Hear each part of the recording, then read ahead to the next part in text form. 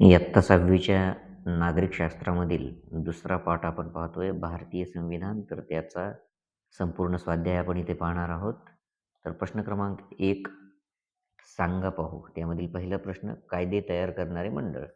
तर कायदे तयार करणारे मंडळ म्हणजेच कायदे मंडळ. तर बऱ्याच जणांना शंका होती की हे अक्षर माझंच आहे किंवा नाही, त्याच्यामुळे आवर्जून मी आता इथे उत्तर देत आहे. तर कायदे तयार करणारे मंडळ म्हणजेच कायदे मंडळ. दुसरे, संविधान सभेचे कायमस्वरूपी अध्यक्ष कोण होते? ते होते डॉक्टर राजेंद्र प्रसाद.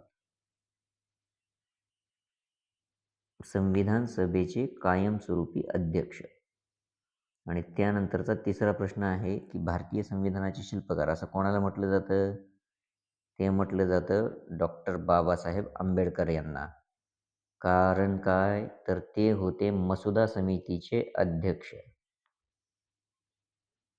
तर अशा प्रकारे आपला पहिला प्रश्न पूर्ण झाला. आणि कोणाच्या मनात काही शंका असतील की अक्षर कोणाचे, AI जनरेटेड व्हिडिओ वगैरे वाटतं, त्यामुळे आपण इथं लिहून दिलेलं आहे. त्यानंतरचा प्रश्न क्रमांक 2, पुढील तक्ता पूर्ण करा. यामध्ये काय आहे? समिती प्रमुखाचं नाव आणि समितीचं नाव दिलेलं आहे. तर डॉक्टर राजेंद्र प्रसाद हे कुठल्या समितीचे प्रमुख होते? घटना सभा नियम समितीचे. डॉक्टर बाबासाहेब आंबेडकर हे मसुदा समितीचे अध्यक्ष होते.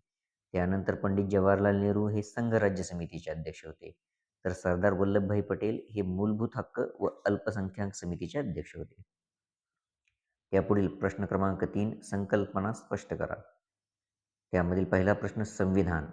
तर संविधान म्हणजे काय पहा, की देशाच्या राज्यकारभारासाठी तयार करण्यात आलेले मूलभूत कायदे, नियम व तरतुदी यास एकत्रितपणे संविधान असे म्हणतात. कोणत्याही देशाच्या सुव्यवस्थित कारभारासाठी आणि नागरिकांच्या हक्कांच्या रक्षणासाठी संविधान हे अत्यंत आवश्यक असते. संविधानाचे लिखित व अलिखित असे 2 प्रकार आहेत. संविधानास राज्यघटना असेही म्हणतात. त्यानंतर पुढील प्रश्न, मसुदा समिती. तर मसुदा समिती ही भारतीय संविधानाची निर्मिती करणारी महत्त्वाची समिती होती. मसुदा समितीची स्थापना 29 ऑगस्ट 1947 रोजी झाली आहे पहा. इथे नीट लक्षात घ्या, ही तारीख 29 ऑगस्ट 1947 अशी आहे. मसुदा समितीने विविध समित्यांच्या अहवालांचे पुनरावलोकन करून संविधानाच्या अंतिम मसुद्यास मंजुरी दिली व अंतिम मसुदा तयार केला. म्हणजे मसुदा समितीचं प्रमुख कार्य.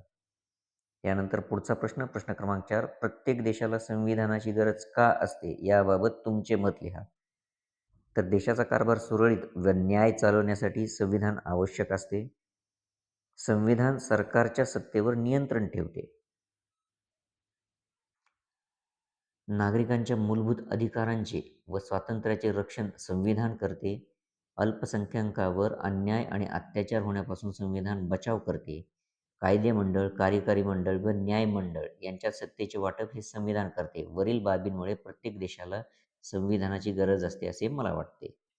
त्यानंतर प्रश्न क्रमांक 5, तुम्ही काय कराल? तर साधारणपणे मुलांनी करावयाची कामे व मुलींनी करायची कामे यात भेदभाव केला जातो. संविधानातील समता हे मूल्य समजून सांगण्यासाठी तुम्ही काय कराल? तर केवळ उपदेश न करता मी स्वतः घरातील सर्व कामे आनंदाने करून आणि सर्वांना समानतेची वागणूक देऊन कृतीतून समता हे मूल्य आचरणात आणेन. कामाचे स्वरूप मुलगा काम करेल की मुलगी यावर आधारित नसून कौशल्यावर आधारित असते हे मित्रांना आणि कुटुंबांना पटवून देईल. त्याचप्रमाणे झाशीची राणी, सावित्रीबाई फुले यासारख्या महिलांची उदाहरणे देता येईल. मुलींमधील हा भेदभाव संपुष्टात यावा यासाठी मी सर्वच स्त्रियांचा आदरपूर्वक उल्लेख करेन व सर्वांना स्त्रिया करत असलेल्या कामामध्ये मदत करण्याचे सांगेन. अशा प्रकारे मी कृतीतून सर्वांना समता हे मूल्य आचरणात आणून त्याचे महत्त्व सांगेन. तर हा झाला दुसरा पाठ नागरिकशास्त्रामधील. व्हिडिओ आवडले असल्यास नक्की लाईक करा. हा व्हिडिओ जास्तीत जास्त तुमच्या मित्रांपर्यंत शेअर करा आणि चॅनलला सबस्क्राईब जरूर करा. धन्यवाद.